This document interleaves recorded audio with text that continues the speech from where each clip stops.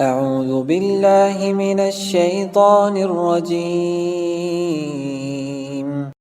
ويسألونك عن الروح قل الروح من أمر ربي وما أوتيتم من العلم إلا قليلا ولئن شئنا لنذهبن بالذي أوحينا إليك ثم لا تجد لك به علينا وكيلا إلا رحمة من ربك إن فضله كان عليك كبيرا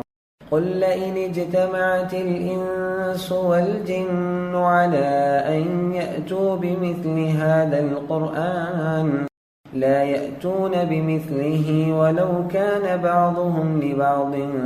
ظهيرا